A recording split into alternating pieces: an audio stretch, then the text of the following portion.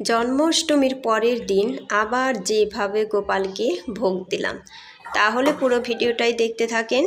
Hello friends, নমস্কার, good morning সবাইকে। ইলার ব্লগে স্বাগতম। কেমন আছেন সবাই? আশা করি ভগবানের কৃপায় ভালোই আছেন। আমিও তো অনেক ভালো আছি। ইলার ব্লগ আরেকটি নতুন ব্লগ ভিডিও নিয়ে চলে আসলাম আপনাদের জন্য। এই তো এই যে বেগুনটা ভেজে নিচ্ছি। বেগুনটা কিন্তু লবণ, হলুদ, মরিচ সব কিছু দেওয়া ছাড়াই ভেজে নিলাম। এখন এই যে খিচুড়ি রান্না করব, তার জন্য এই যে তেজপাতা, শুকনো মরিচ এগুলো দিয়ে দিলাম, তারপরে পাঁচফোড়ন দিয়ে দিলাম। আমি কিন্তু তেল এক চুটে বেশি করে দিয়ে দিয়েছি, কারণ সবজি খিচুড়ি রান্না করব, সবজিগুলো ভালো করে ভেজে তারপরে এর মধ্যে কিন্তু চাল ডাল দিয়ে দেব, আর আলাদা ভাজি করব না। এই তো বিভিন্ন ধরনের সবজি কিন্তু দিয়ে দিয়েছি। আর ওই যে দেখেন এক গামলা সবজি, কারণ সবজি খিচুড়িতে কিন্তু বেশি সবজি না হলে খেতে একটু ভালো লাগে না।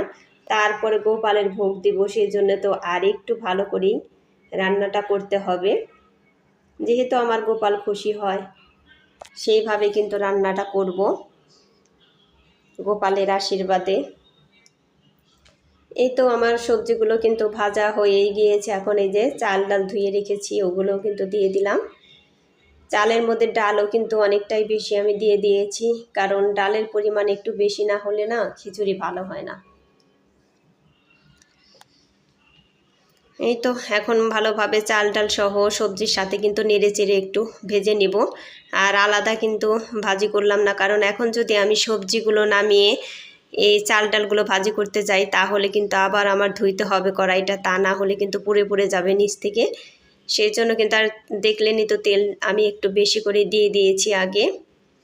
এই তো চাল ডাল ওগুলোও কিন্তু আমার ভাজা হয়ে গিয়েছে। এখন এই যে আমি ঝোল দিয়ে দিচ্ছি। আর আজকে একদম সকালে ঘুম থেকে উঠেছি, সকাল মানে একদম শেষ রাতে 4:30টায় কিন্তু ঘুম থেকে উঠেছি। আর আমার মেয়ে কিন্তু উঠেছে 4টায়, আমার থেকেও আগে। ও 4টায় স্নান করে এসেছে, আমি কিন্তু 4:30টায় স্নান করে এসেই চলে এসেছি এখানে। তা না হলে কিন্তু পারবো না রান্না করে সারতে, কারণ ছেলে মেয়ে ওরা কিন্তু 7টায় স্কুলে চলে যাবে। ওরা কিন্তু তাহলে এই প্রসাদগুলো খেয়ে যেতে পারবে না, কারণ কালকে যেহেতু উপোস ছিল, সেই জন্য তো আজকে ওদেরকে না খেয়ে স্কুলে পাঠানো যাবে না। তো রান্না তাড়াতাড়ি করে তারপর কিন্তু গোপুসোনাকে পুজো দিয়ে তারপরে ওদেরকেও খেতে দেব। এই তো ওই পাতিলে কিন্তু এখন দুধ দিয়ে দিচ্ছি, গুঁড়ো দুধ দিয়ে কিন্তু মিষ্টান্ন রান্না করব, কারণ ওই যে শাশুড়ি মা কিন্তু গরুর দুধ খায় না, সেই জন্য কিন্তু আমরা এই দুধ দিয়ে সবসময় রান্না করি, ঘন করে রান্না করি, খুবই মজা হয়।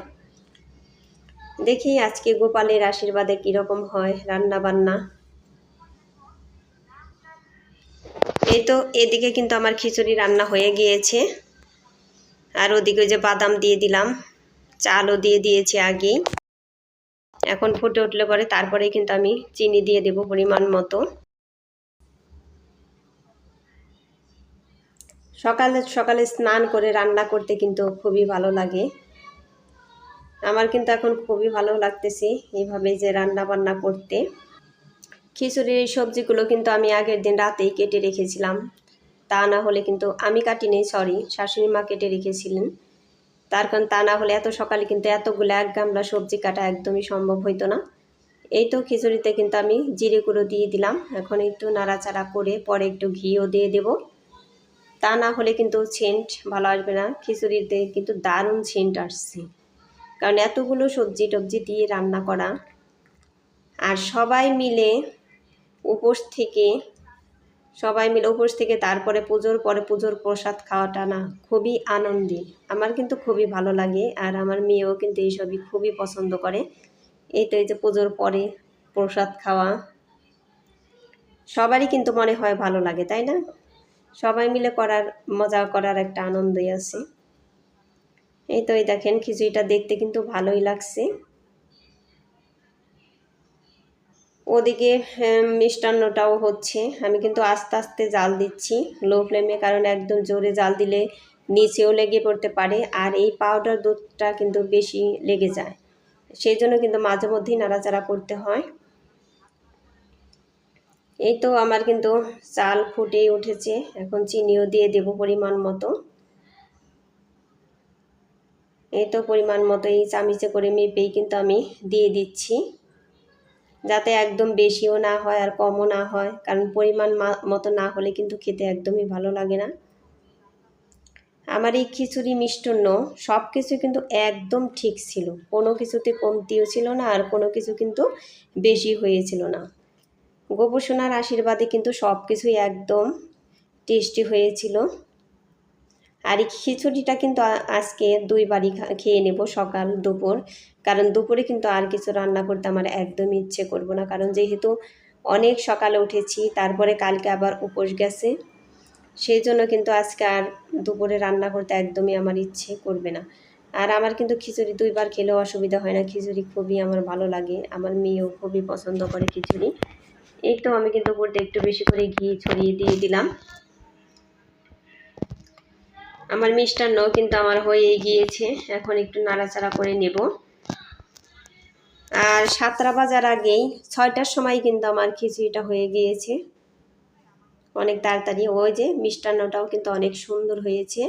আমি কিন্তু আজকে কিশমিশ দিই নাই মিষ্টান্নতে, শুধু বাদামি দিয়ে দিয়েছি। আর কিশমিশ এগুলো কেউ খেতে চায় না আমাদের বাচ্চারা। এই তো এখান থেকেই কিন্তু বেড়ে নিচ্ছি। আমার কিন্তু মনেই ছিল না, আমার মনে হয় চুলাই থেকে নামিয়ে নেওয়া বাড়াটা উচিত ছিল, কিন্তু আমার এটা একদমই মাথায় ছিল না। এই যে এখন আমি যখন ভয়েস দিতে গেছি তখন আমার মনে পড়লো যে এইভাবে বাড়াটা আমার ঠিক হয়নি। যাই হোক, ভুল তো মানুষ মাত্রই হয়, কিন্তু পরে দেখে আমার ভুলটা শুধরানো যাবে আর কি। পরবর্তীতে আর এই ভুল কাজগুলো করব না। এই তো গোপোষণার জন্য কিন্তু বেড়ে নিলাম মিষ্টান্ন, তারপরে কিন্তু খিচুড়িটাও বেড়ে নিব। ওই যে আমার বাড়া কিন্তু হয়ে গিয়েছে, এখন এই যে কিছু ফল টল দিয়ে দিব।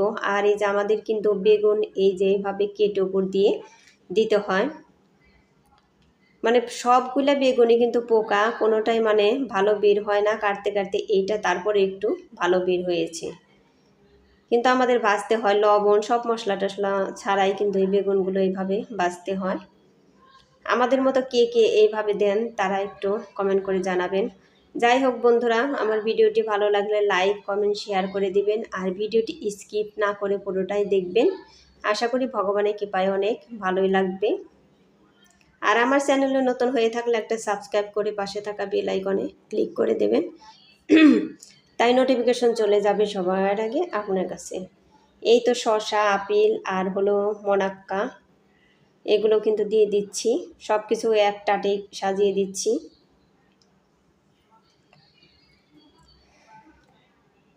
আর এক খণ্ড করে কিন্তু লেবুও দিয়ে দিচ্ছি এর মধ্যে। এই তো সাজানো হয়ে গিয়েছে, এখন পুজো দেওয়ার জন্য নিয়ে যাব।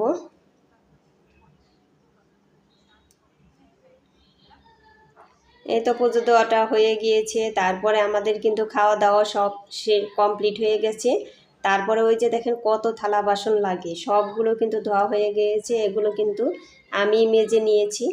ওই দেখেন কত কিছু লাগে একটা পুজোর জন্য, তাই না? পুজো ছোট হোক বড় হোক, তার জন্য কিন্তু অনেক কিছুই লাগে। আর এই যে বাকি কিছুটা আছে এগুলো কিন্তু খালা মেজে নিচ্ছে, কড়াই টড়াই এগুলো, আর ওগুলো কিন্তু আমি মেজে নিয়েছি। এখন সবগুলো কিন্তু এক এক করে আমি মুছে মুছে রেখে দিব, কারণ এই টেবিলের উপরে রাখা হয়েছে যেহেতু এখান থেকে সব কিছু সরিয়ে ফেলতে হবে, তারপরে তা আবার এইখানে আবার মাছের জিনিস সব কিছুই চলে আসবে। আর আমাদের ঝিটকা বাসায় হলে একটা কথা ছিল, কিন্তু এখানে তো এইভাবেই চলে, এভাবে না চললে তো হবে না বাসার ভিতরে। এই তো সব কিছুই এক এক করে মুছে তারপরে কিন্তু আমি শোকেসে রেখে দিব। আর আমাকে খালা যেন কি জিজ্ঞেস করছিল, আমি কিন্তু তাকে উত্তর দিচ্ছিলাম, কি কি যেন বলছিল আমাকে। এই তো সব কিছুই আমি এক এক করে ভালো করে মুছে নিচ্ছি। যাই হোক বন্ধুরা, আমার ভিডিওটি ভালো লাগলে কমেন্ট করে জানাবেন। আর কেউ কিন্তু স্কিপ করে ভিডিওটা দেখবেন না, পুরোটাই দেখবেন। আমার ভিডিও কিন্তু তেমন বেশি বড় হয় না, আর আমি যার ভিডিও দেখি সবারটা কিন্তু একদম ফুল ওয়াচ করে দিই, কারণ ফুল ওয়াচ করে না দেখলে কিন্তু যে দেখে তার চ্যানেলেরও ক্ষতি হয়, আর যার দেখে তার চ্যানেলেরও কিন্তু অনেক ক্ষতি হয়। এই তো সব কিছুই সুন্দর করে মুছে তারপরে কিন্তু রেখে দেব।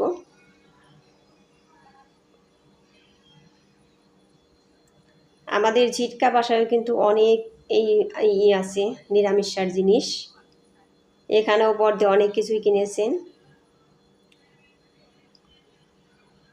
আর একটা পুজো করতে গেলে কিন্তু অনেক কিছুই লাগে, বিভিন্ন আইটেমের জিনিস রান্না বান্না করতে গেলে কিন্তু অনেক কিছুই লাগে, সেজন্যই কিন্তু এত কিছুর দরকার হয়। আরও অনেক কিছু আছে, সব কিছু কিন্তু বের করা হয় নাই। যাই হোক, সবাই ভালো থাকবেন, সুস্থ থাকবেন এই কামনা করেই ভিডিওটি শেষ করছি, আর বেশি বড় করব না। Tata, bye bye.